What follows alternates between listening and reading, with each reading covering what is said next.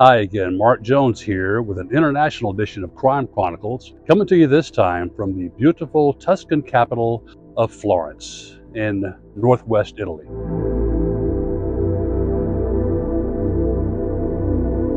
In this segment, we take a look at Italy's version of Jack the Ripper, if you will.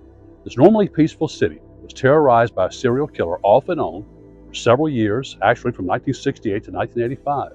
And it also leaves, like Jack the Ripper in England, one of the most enduring mysteries in the annals of European criminal justice and murder.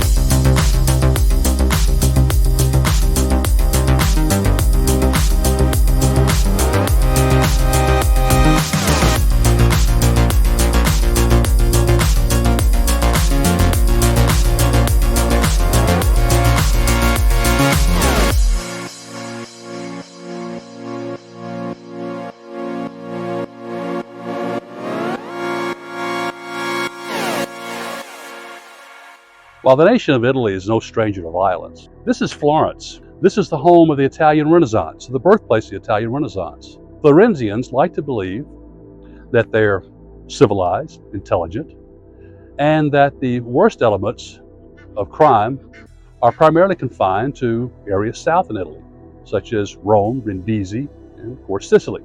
But between 1968 and 1985, a serial killer or killers terrorized this area of Tuscany in northwest Italy to the point where people were afraid to even go out at night, particularly in certain settings. Il Mostro di Firenze, the Monster of Florence, is the subject of this Crime Chronicles edition.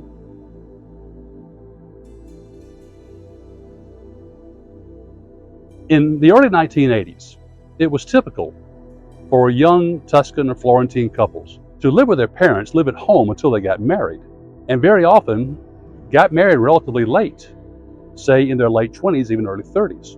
So, if they wanted to have relations, if you will, as adults, mind you, they would go parking. And in the United States, parking, if you will, if you get the implication, is typically confined to teenagers, but not in Florence in the 1960s, 70s, and 80s. Young couples, unmarried, but adults, would go off into the hillsides outside Florence and park, and sometimes just engage in perhaps heavy petting, sometimes engage in actual sexual relations. Someone or someones preyed on these parking couples. In 1982, the body of a young couple was discovered just outside Florence. They had been to a discotheque the night before and then left and went parking outside Florence. When their bodies were discovered the next day by an off-duty policeman just by coincidence, the man had been murdered, shot to death. The woman was found a short distance away. She had also been shot to death, but she had been dragged from the car several feet away, the body it was. There was no sign of sexual mutilation, but in what became the Il Mostro Firenze's gruesome signature, her vaginal area was cut out from her body and taken away.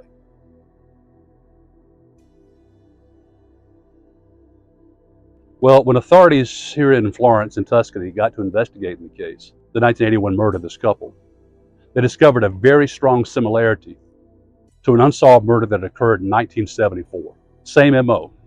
Man, woman, parking, both shot to death, and the woman's vaginal area cut from her body and taken away. So authorities knew they had the same killer or killers. In fact, the other resemblance was the bullet was the same. It came from the same gun, the same pistol. The pistol itself had a slight deformity, which made it unique, and therefore it was easy to identify that both the 1974 murder and the 1981 murder came from the same weapon. An unfortunate aspect of all these crimes, and most of these crimes, except for the very last ones, were unfortunately Italian police officers were not very good about securing the crime scene. So the crime scenes from 1968 through the 1980s were trampled on by either well-wishers or curiosity seekers. Some would come to put flowers at the grave of the person, the site where the person was killed. This corrupted the crime scene. Well, one of the first people to arrive in the 1981 crime scene was a journalist named Mario Specchi. Mario Specchi would come to be known as the monstrologist And he is also the journalist who gave the Il Mostro Firenze, or the Monster of Florence, its nickname, the Monster of Florence. Specchi would become almost as much of a spectacle and a celebrity with this crime as the anonymous monster himself.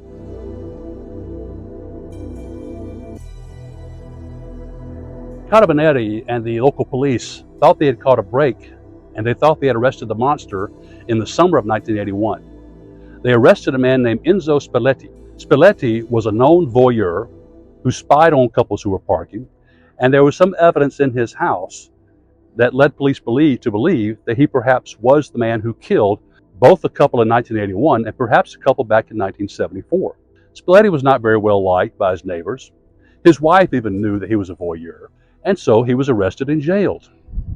The problem came when another murder occurred, very much like the two previous murders, while Spelletti was incarcerated. So there was little doubt that Spelletti, although not a very nice man, perhaps not a very good man, was innocent and was not the Monster of Florence. The murder that cleared Enzo Spelletti occurred in October of 1981. Very similar MO.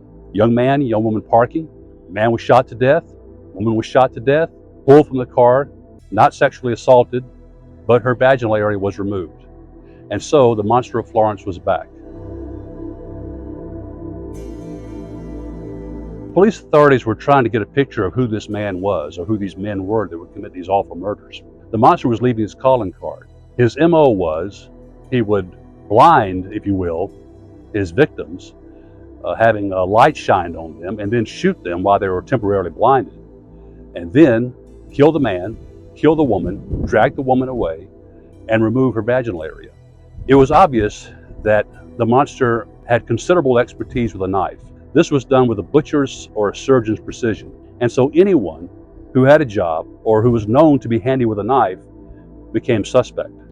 Well, one fortunate aspect of this case was the weather.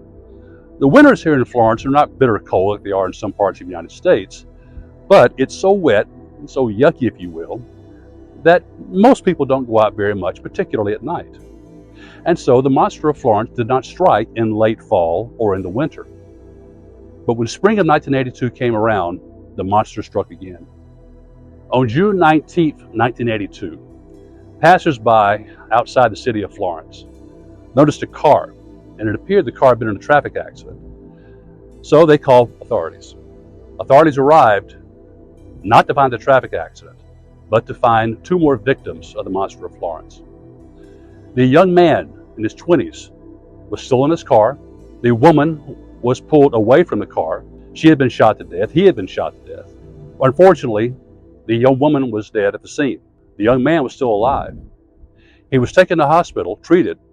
Authorities hoped he would live at least long enough to give them some information about his killer, but he died a few hours later, never recovering consciousness. However, the Carabinieri decided to employ some deception and to employ the media in the implementation of this deception.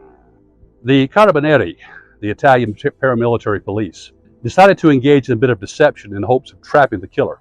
They called journalists in and asked the journalist to report that before he died, the young man who had been shot by the monster had divulged some information about his killer. And the media cooperated, including Mario Specchi. Now, in the October 1982 murders, a couple of things had gone wrong from the monster's standpoint. First off, the young man had survived, although he would die a few hours later without regaining consciousness. Also, he was so close to the village that he was afraid that someone had heard what had happened. And so before he could do his gruesome task of removing the woman's vaginal area, he ran away. So it was a break for the monster, a bad break, but still, he was not caught. Well, the police and the news media planted this false information about the victim of the shooting, giving details about his killer before he died. While it didn't result in the monster's arrest, it did draw him out. A letter was sent by someone suggesting to police that they investigate a 1968 murder that was very similar to the ones that had occurred in the early 1980s and in 1974. And so that's what police decided to do. But they discovered that the 1968 murder had already been solved. The man who committed the murder, who admitted to it, had served his time and had gotten out and was incapable of committing another crime. Both for physical reasons, he was old, very infirm, both mentally and physically, And on top of that, he was living somewhere else in Italy under the protection of a group of nuns in a halfway house. So the mystery thickened. What about this man in 1968 and that murder? Well, as police started looking back at the 1968 murder of Barbaloci, it led them to what they call the Sardinian Trail, and a group of Sardinian immigrants from the island of Sardinia, not very far from the Italian west coast. One of the men they zeroed in on was a man named Vinci. And Vinci had been convicted of killing his wife in the 1950s and was known to have a very violent temper. Supposedly what triggered Vinci to kill his wife was seeing her naked with another man. So police officers, based on that and some drawings and some artwork found in his residence, concluded this man might be the monster of Florence. So Vinci, like Spalletti before, was arrested and incarcerated. Fortunately for Vinci, but unfortunately for police officers and the Tuscan public, another murder occurred that cleared him as well. While Vinci was incarcerated, another murder occurred that had all the hallmarks of the monster of Florence. Now, it's possible there's a copycat killer at work, but very unlikely, because the MO in these crimes was so similar, and the fatal shots were fired from the same weapon. It was extremely unlikely it was a copycat killer. It was probably one person or one group of people. The next murder took a twist which did not suit the monster's fancy. He came upon a Volkswagen van. Now, by this time, many people in Florence had gotten the word from police authorities, do not go parking, it's not safe.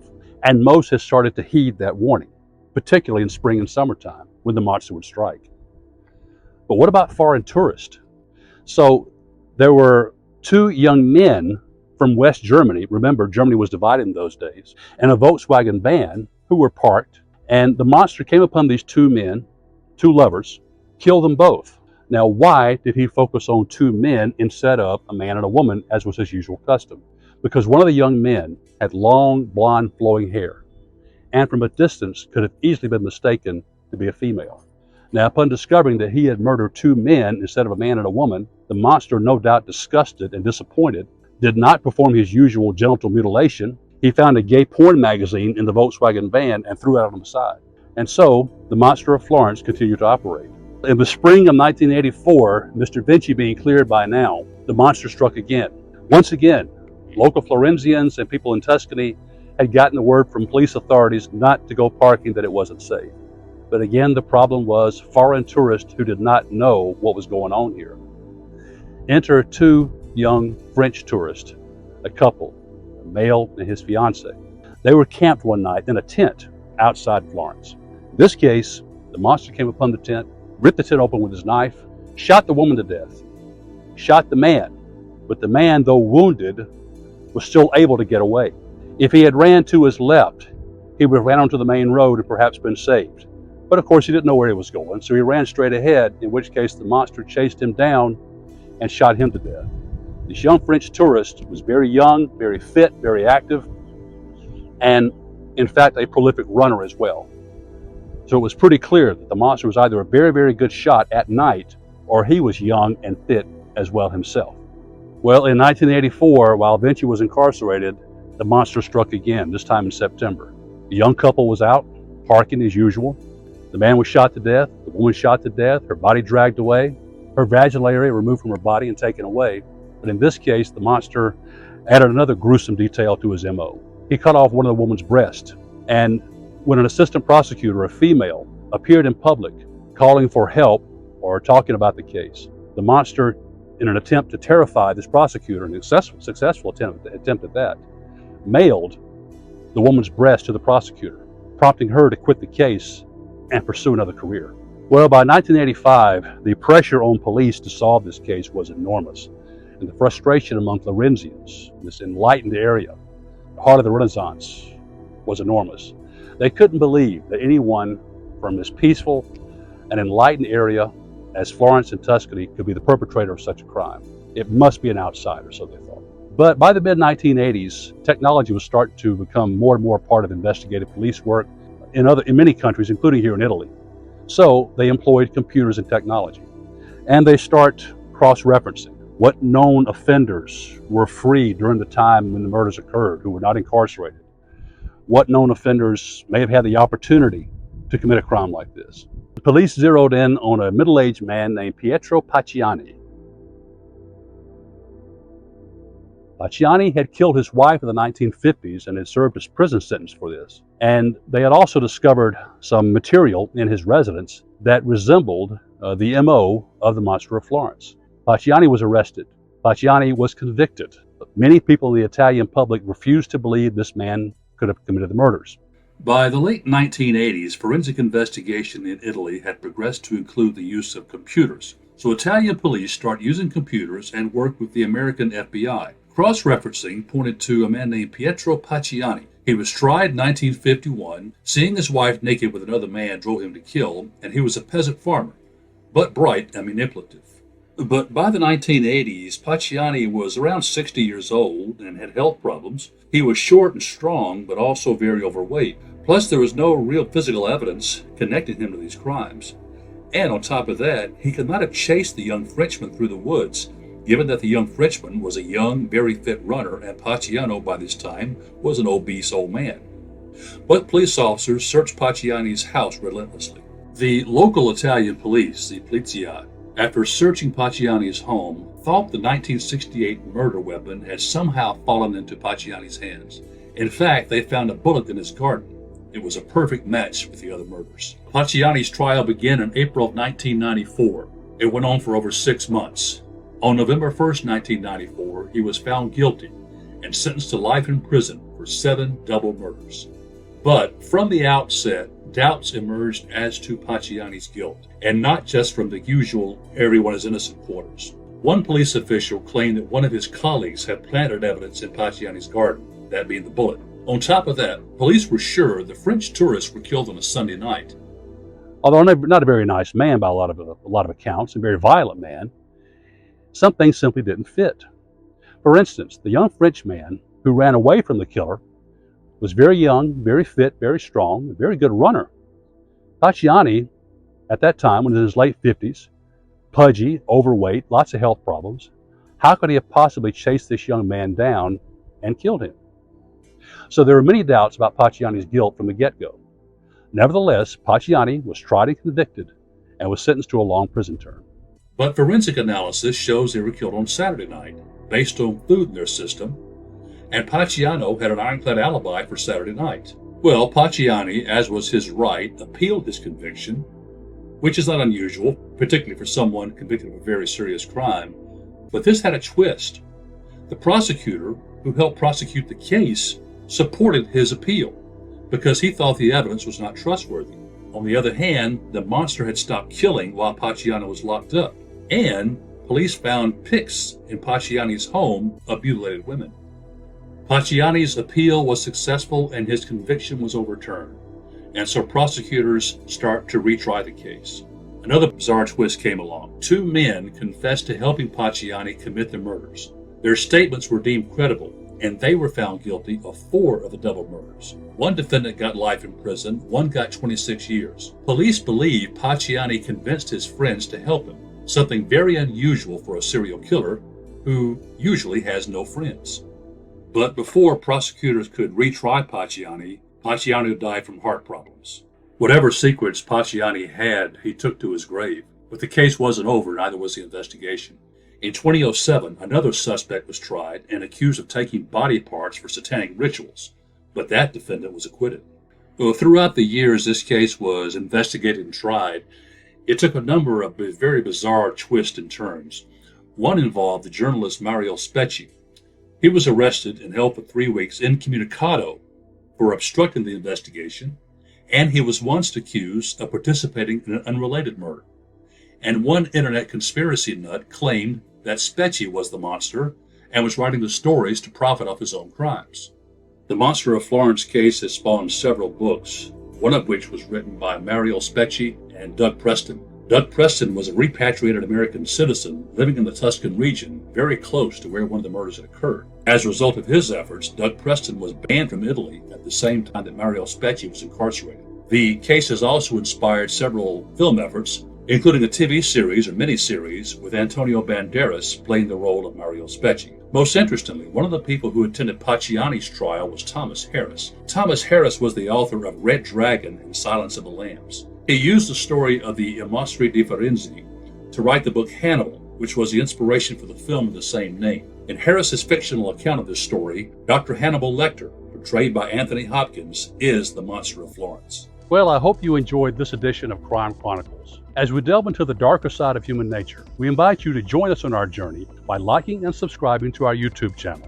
Your support helps make possible our inquiry into the sometimes unsettling but always fascinating phenomenon known as crime and justice. So hit that like and subscribe button right now and don't miss future episodes. Till then, Mark Jones, hoping you will join our Crime Chronicles community. And thanks for tuning in.